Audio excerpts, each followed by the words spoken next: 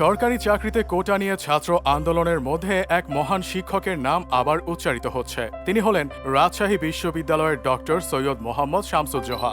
বিশ্ববিদ্যালয়ে বহু শত হাজার শিক্ষক আছেন, এসেছেন গেছেন, কিন্তু শামসুজ্জোহার মতো শিক্ষক আছেন হাতে গোনা। তিনি শুধু মানুষ গড়ার কারিগর ছিলেন না, ছাত্রদের জীবন রক্ষায় নিজের জীবনটাও বিলিয়ে দিয়েছেন। পাকিস্তান আমলের কথা, আগরতলা ষড়যন্ত্র মামলায় গ্রেপ্তার বঙ্গবন্ধু। অভিযোগ, সশস্ত্র যুদ্ধের মাধ্যমে পাকিস্তান ভাঙার ষড়যন্ত্র করছেন তিনি। ওনাকে মুক্ত করতে উত্তাল সারা দেশ। ওই বছরের 18 ফেব্রুয়ারি তারিখটি 69-এর গণ আন্দোলনে ধরিয়ে দেয় স্ফুলিঙ্গ। সেদিন রাজশাহী বিশ্ববিদ্যালয়ের শিক্ষার্থীদের বাঁচাতে পাকিস্তানি বাহিনীর হাতে শহীদ হন শামসুজ্জোহা। তিনি প্রথম বিশ্ববিদ্যালয় শিক্ষক যিনি পাকিস্তানি মিলিটারির হাতে শহীদ হন। তার মৃত্যু তাতিয়ে তোলে বাঙালি জাতিকে। বেগবান হয় আইয়ুব বিরোধী আন্দোলন। সেই আন্দোলনেই অবসান হয় এক দশকের সেনা শাসনের। মুক্তি পান বঙ্গবন্ধু। 2 বছরের মধ্যে স্বাধীন হয় বাংলাদেশ।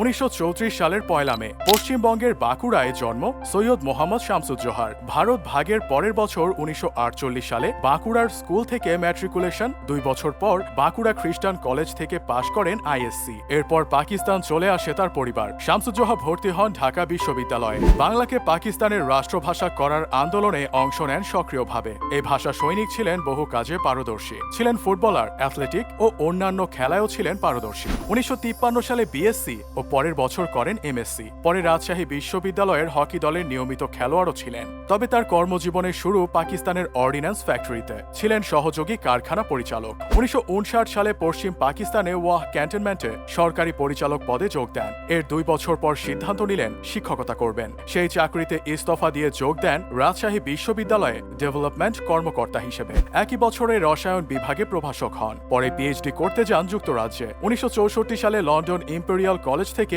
অর্জন করেন ডিগ্রি। সেখান থেকে ফেরার পর ধাপে ধাপে পদোন্নতি হয় শামসুজ্জোহার। 1968 সালে পান প্রক্টরের দায়িত্ব।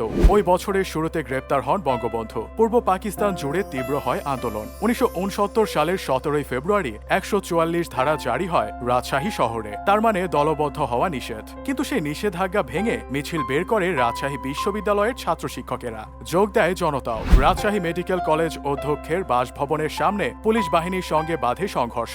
সেখানে আহত হন অনেকেই, অনেকে হন গ্রেপ্তার। পরের দিন বিশ্ববিদ্যালয় সংলগ্ন নাটোর রোডে আবার জারি হয় 144 ধারা। সেদিনও মিছিলের প্রস্তুতি চলে। সেনা মোতায়েন হয় বিশ্ববিদ্যালয়ের প্রধান ফটকে। কিন্তু ছাত্ররা প্রাচীর টপকে বের হয়ে পড়ে। আগুন জ্বালিয়ে দেয় সেনাদের গাড়িতে। অন্যদিকে সেনাবাহিনী তাক করে রাইফেল। বিপদের কথা আঁচ করতে পেরে এগিয়ে যান অধ্যাপক শামসুজ্জোহা। ক্যাপ্টেন হাদির সঙ্গে কথা বলেন তিনি। বলেন, ছাত্রদের বিপক্ষে যেন কোনো চরম পদক্ষেপ নেওয়া না হয়। ততক্ষণে ছাত্র জনতার ঢল নামে নাটোর রোডে। তাদের করতে উদ্যত হয় পাকিস্তানি সেনাবাহিনী। হাত উঁচু করে মিলিটারিদের উদ্দেশ্য করে বলতে থাকেন, প্লিজ ডোন্ট ফায়ার, আমার ছাত্ররা এখান থেকে এখনই চলে যাবে। পাকিস্তানি সেনা কর্মকর্তারা জোহাকে তার পরিচয় জিজ্ঞেস করেছিলেন। জোহা বলেছিলেন রিডার। সেনারা শুনেছিলেন লিডার। তারা বেয়োনেট দিয়ে খুঁচিয়ে রাইফেল দিয়ে গুলি করে তাকে আহত করে। মাটিতে লুটিয়ে পড়েন শামসুজ্জোহা। পথে পথে ব্যারিকেডের কারণে তাকে হাসপাতালে নিতে দেরি হয়ে যায়।